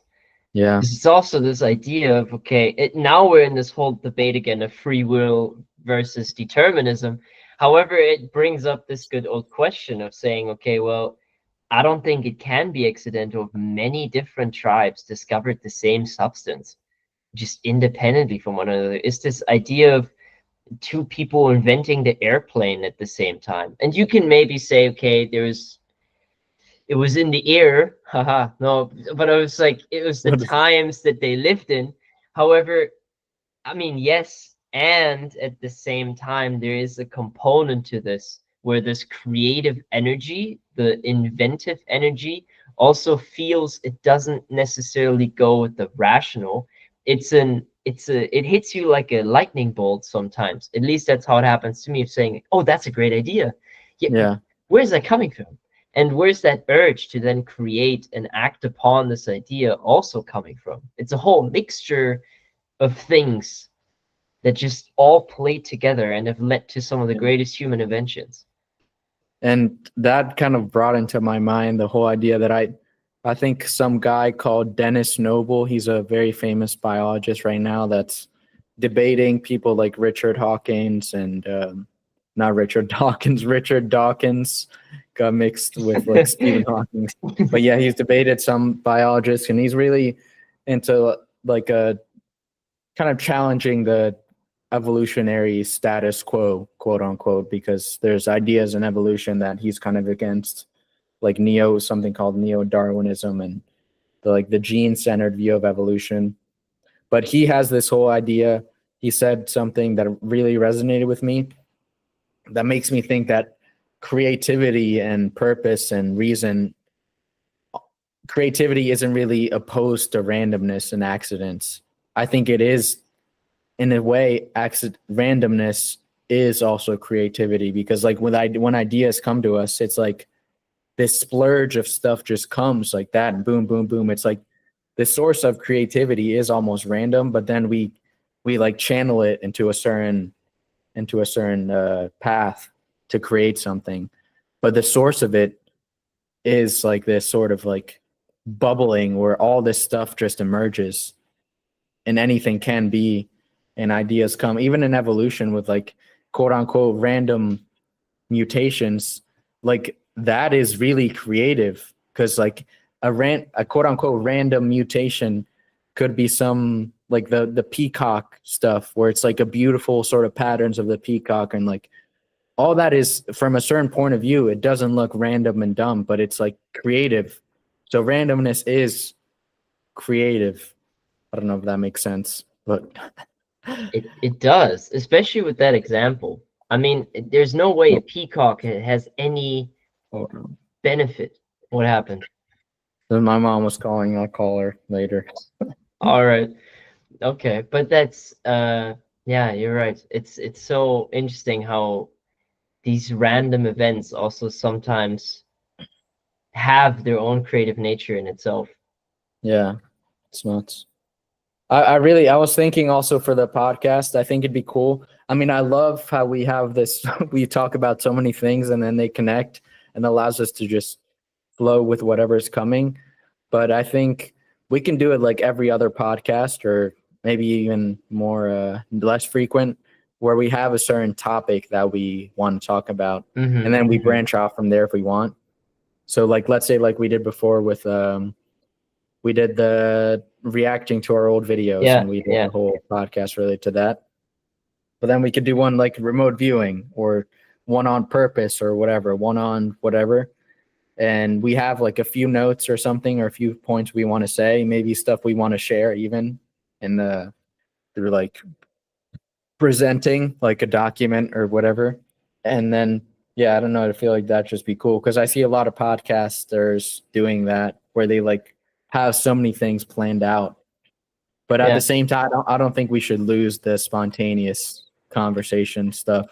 I think we should Yeah. keep that going too. I agree. And I would also love to hear what you think about this as a viewer.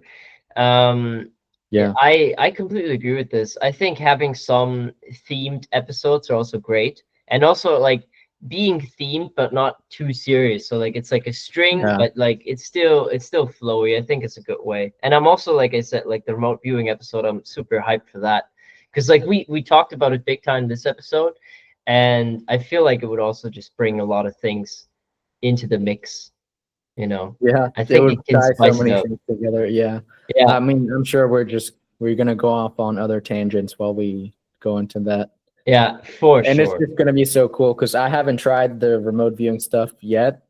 I've only done, like I said, try to know everything there's to know about it before I present it to people because that's something I want to be able to sell and give people so everyone can learn about it in a very easy way, a little Google Doc. Yeah, So yeah, hopefully we'll be able to test it ourselves first. That's gonna be fun. exactly. Let's do that. And then so should we call this episode a day for now and Yeah, I say think we okay? should. All right. And then next time we're gonna have some remote viewing action as it is and For sure. now been advertised. I'm looking forward to that. Let's go. All right. With that said, guys, have a great time. Be well, and we'll catch you in the next one. Much love, guys. Leave comments on what you want as well.